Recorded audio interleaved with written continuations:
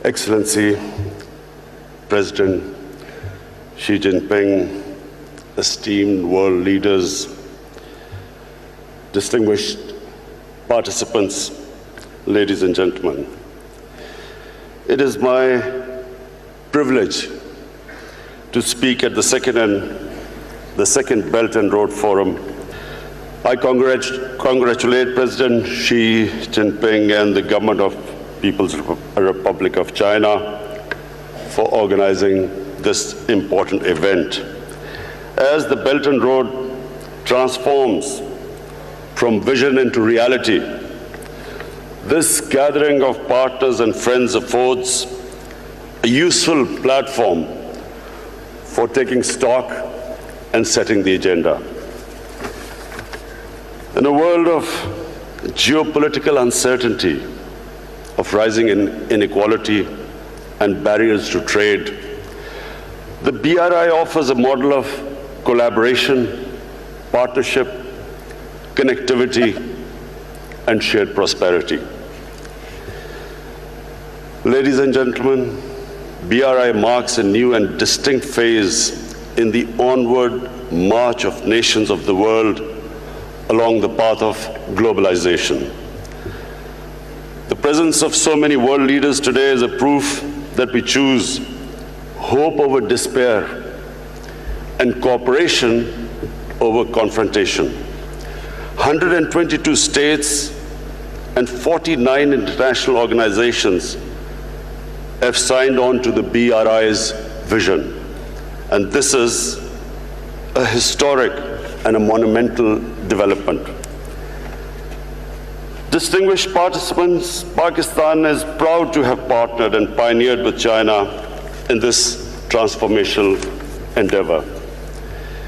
We have been among BRI's earliest and most enthusiastic proponents. The China-Pakistan Economic Corridor, one of BRI's major components and one of its earliest manifestations, has made substantial progress. Pakistan's energy supplies have increased massively. Our critical infrastructure gaps are being plugged. Gwadar, once a small fishing village, is transforming rapidly into a commercial hub. The Gwadar airport will be the largest in our country. Together, Pakistan and China are entering the next phase of CPEC, with greater emphasis on socio-economic uplift, poverty alleviation, culture cooperation, and industrial development.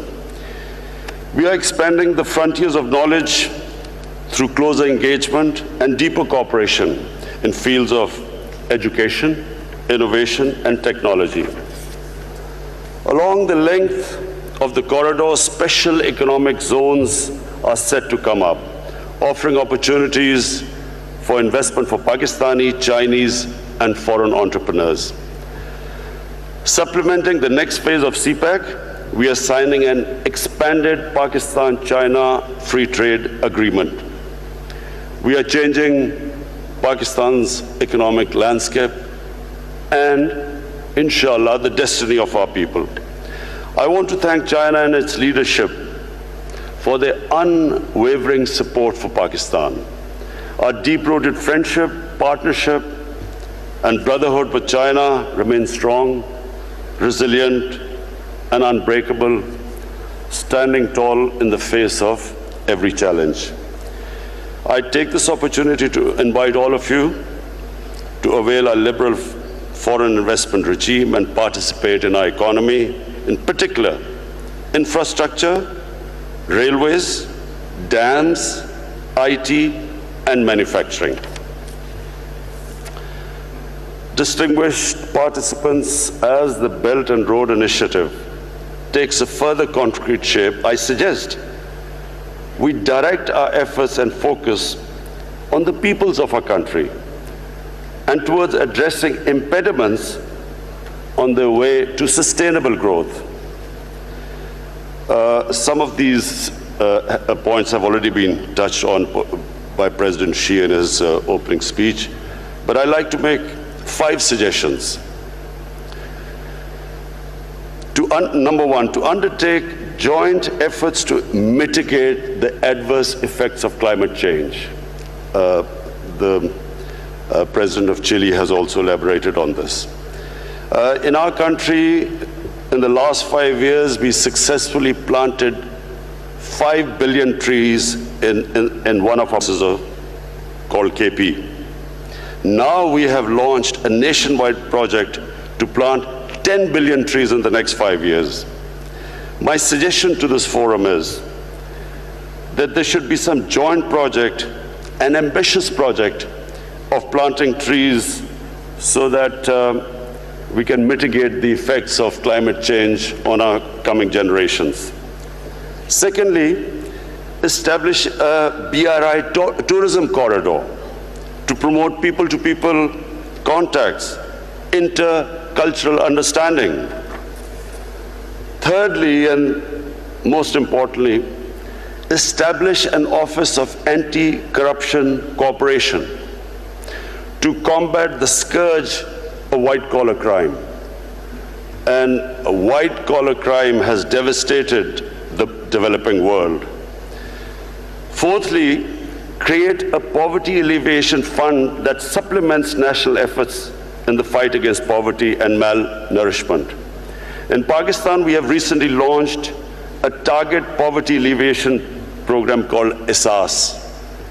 The aim should be to emulate China's spectacular success in lifting 800 million people out of poverty within 3 decades.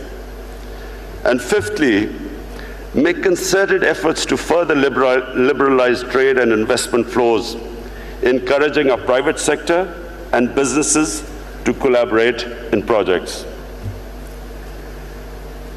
Distinguished participants, China's marvelous civilization has given the world wisdom, harmony, and prosperity. It has gifted to humanity great inventions, arts, and aesthetics, and a culture of compassion and coexistence. And again, President Xi's references to the ocean and the rivers, I quote a Chinese proverb, "The ocean is vast because it rejects no rivers." Pakistan will continue to work on the basis of mutual respect and equal opportunity with China and other BRI partners for a better future of our people. Pakistan will partner all those who share the vision of a peaceful and prosperous world. We will work together to realize a future of hope and happiness. Thank you.